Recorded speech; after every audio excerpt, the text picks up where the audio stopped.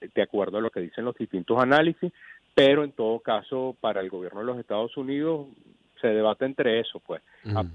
seguir apoyando al productor que necesita altos precios, que necesita que los precios no bajen y tener ese liderazgo como principal productor del mundo, pero al mismo tiempo el tema del consumidor y cómo eso pesa, sobre todo en términos electorales. Ujú.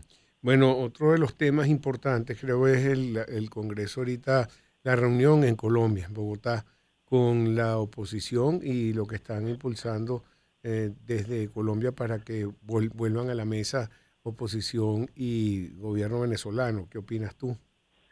Mira, viéndolo desde una óptica petrolera, que es la experticia mía, yo en ese mundo de la política, no es que soy ajeno, pero a veces soy un poco escéptico sobre lo que se pueda lograr, pero y todo lo veo con mucha incredulidad y lamentablemente con una falta de a veces de inexperiencia, tomando en cuenta lo que con épocas del pasado, sobre todo por el lado de la oposición.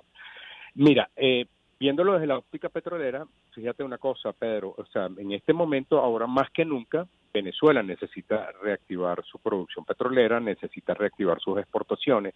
Fíjate una buena noticia, ya está confirmado por parte del Departamento de Energía de los Estados Unidos que Venezuela debutó en el mercado norteamericano con la data ya certificada del mes de enero con 40.000 barriles diarios de exportación. Eso coloca a Venezuela ya de entrada en el puesto número 13 como suplidor de crudo de Estados Unidos. Recordemos que Venezuela llegó a estar entre los 5 primeros, pero ya se coloca entre los 15 primeros y eso, Pedro, fíjate, en solamente un mes. Tus anteriores entrevistados, sobre todo creo que era Luis Eduardo Martínez que hacía referencia a eso, ya te revela un hecho significativo.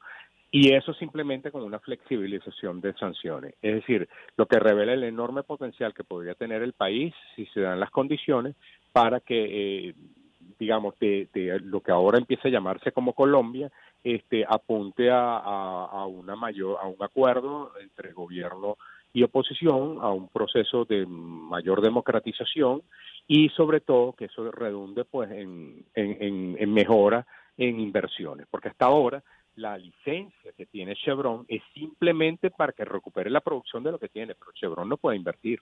Entonces, en ese Ujú. sentido, hasta que no, y mientras ese juego no se destranque, no vamos a ver más de lo que hemos visto nosotros en 2 meses, que quizás es lo más importante que haya ocurrido en mucho tiempo en materia petrolera desde el punto de vista positivo, ¿no? Porque obviamente está todo el tema del escándalo, que es lamentable, pero que sobre eso quisiera hacer una consideración. Yo creo que la revelación que termina por confirmar tanto el Ejecutivo Nacional como la Fiscalía, ya eso se había reportado, es decir, si uno revisa las investigaciones, comienzo por las que había publicado la agencia Reuters, cómo se vendía el petróleo, los estudios que hizo Transparencia Venezuela, nosotros lo que hemos publicado en Petroguía, lo que ha publicado las investigaciones de Armando Info. Es decir, cuando tú ves, no hay nada nuevo que no se haya dicho sobre la forma de comercializar el petróleo. Y cuando tú tienes esa opacidad y esa falta de transparencia, eso inevitablemente siempre lleva a casos de corrupción.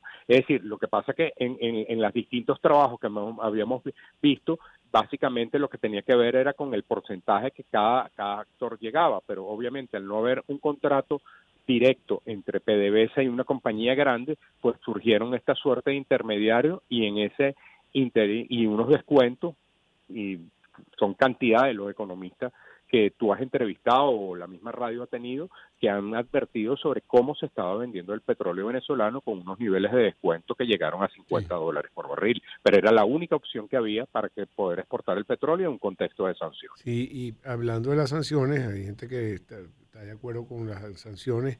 Yo personalmente siempre he sido muy claro, no estoy de acuerdo con las sanciones generales, porque fíjate lo que estás diciendo, apenas nos bajaron un poquito Chevron, ya estamos en el tercer lugar, Venezuela necesita esos recursos, y fíjate que las sanciones también traen una opacidad que se está demostrando ahorita, de que se hicieron miles de negocios por detrás y corrupción y todo lo que estás diciendo, ¿no? Claro, porque es la forma. Fíjate, Pedro, que ahorita estaba leyéndome un trabajo que muy excelente que publicó The Economist y tuvo su réplica en el en la sección de economía del país de España. Y es como Rusia está evadiendo las sanciones. Cuando tú le quitas a eso Rusia y le pones PDVSA, y le quitas Rosneft y le pones, perdón, le quitas Rusia y le pones Venezuela, y le quitas Rosneft y le pones PDVSA, es más o menos lo mismo que cualquier reseña. Es decir, tienes que buscarte mecanismos opacos, transparencia, con unos enormes descuentos, pero al final el petróleo sale, ok, el país no está obteniendo los ingresos que obtendría en condiciones normales, pero el comercio fue evadido. Es decir, quizás lo que a veces se omite con el tema de las sanciones es que, bueno, siempre los países buscan la alternativa. Es decir, en el caso venezolano se buscó pues el apoyo de la gente que más sabe de sanciones en el mundo, que es Irán, con tantos años después de que ocurrió la revolución del Ayatollah. Entonces, realmente, en ese sentido, el petróleo salió claro, no en las condiciones, si tú sacas los cálculos, etcétera, pero eso inevitablemente, fíjate, cuando yo me estaba leyendo uno de los primeros trabajos que se hizo, que se lo leía a la agencia Reuters, de la colega Mariana Párraga, y en ese trabajo se hablaba de cómo eran los transbordos que se hacían, incluso el petróleo se vendía como no producido en Venezuela, sino producido en Malasia, el crudo Merey. Entonces, bueno, en esos mecanismos indiscutiblemente que pasan este tipo de cosas, desde cosas como el desorden. Es decir, no hay quien lleve como un control y luego los distintos porcentajes que los distintos intermediarios reclaman para poder recibir ese petróleo que está sancionado. Muy bien. Bueno, Andrés, se nos acabó el tiempo. ¿Sabes cómo es el tiempo aquí en la radio? Absolutamente. Muchísimas gracias. A ver cuándo nos vemos y conversamos un poquito más. Sí, no tenía pendiente, pero lo que pasa es que tenía una reunión y no me daba tiempo de llegar a la radio. Se lo había dicho a tu equipo de productor, que lamentablemente no corría el riesgo de no llegar a tiempo, sobre todo por el tema de las distancias y porque el tránsito en Caracas nuevamente está bastante colapsado. Eso es un indicador económico. Muchísimas gracias, Andrés. Te mando un fuerte abrazo. Andrés Rojas Jiménez, periodista editor de Petroguía. Bueno, nosotros llegamos al final del programa de hoy. Le doy las gracias a todos nuestros anunciantes, a Naviera Chiplili, su carga es nuestro compromiso, o Sole, los sabores de la vida, Senda, la diferencia está en el agua, Interempresas, pura fibra.